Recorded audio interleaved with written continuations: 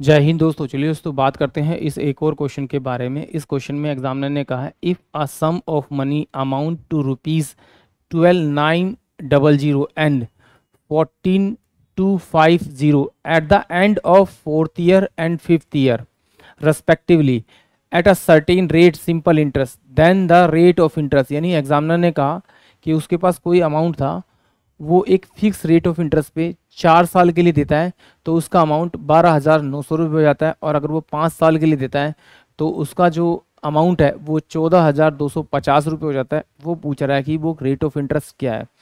तो आइए पहले एक बार देख लेते हैं इसको किस तरह से सॉल्व करेंगे। देखिए, मुझे पता है कि मेरे पास अगर प्रिंसिपल हो तो मेरे पास ऐसा ही आएगा, बराबर मेरे पास क्या होगा, आपका अमाउंट आएगा। और मुझे पता है कि इस पहले वाले का प्रिंसिपल भी सेम रहेगा और दूसरे वाले का भी प्रिंसिपल सेम रहेगा।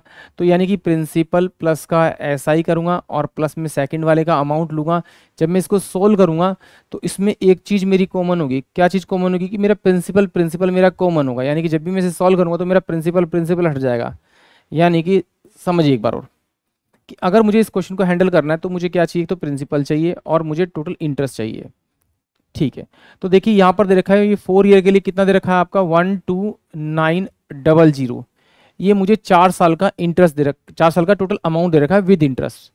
और 5 साल का मुझे कितना दे रखा है आपका, ये दे रखा है 1,450 दे रखा है 14,250 दे रखा है। इन दोनों का अगर मैं डिफरेंस करूंगा तो डिफरेंस मेरे पास कितना आएगा, 1 आएगा। और इसमें से अगर ये माइनस करूंगा तो मेरे पास 0 आएगा। इसमें से माइनस करूंगा तो मेरे पास 5 आएगा। इसमें से माइनस करूंगा तो मेरे पास कितना आएगा, 3 आएगा और ये 1 आएगा। यानी कि देखो इनके बीच का जो डिफरेंस आया वो 1 ईयर का आया। तो ये इंटरेस्ट भी क्या होगा मेरे पास में, ये 1 ईयर का होगा क्योंकि प्रिंसिपल से प्रिंसिपल तो मेरा कट जाएगा। तो इसका मतलब ये कितने साल का मेरे पास में, 1 साल का इंटरेस्ट है। और सिंपल इंटरेस्ट में हमेशा इंटरेस्ट बराबर चलता है।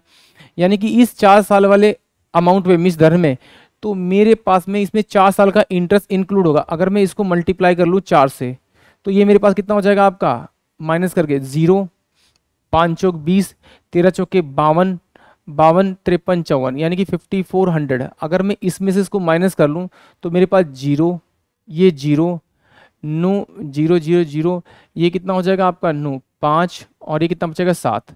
यानी कि 7,500 रुपीज़ जो आएगा वो मेरे पास प्रिंसिपल आ जाएगा, क्योंकि मुझे पता है इसके अंदर प्रिंसिपल और 4 साल का इंटरेस्ट जुड़ा हुआ है। तो अगर मैं 4 साल का इंटरेस्ट माइनस कर दूंगा तो मेरे पास प्रिंसिपल ही बचेगा।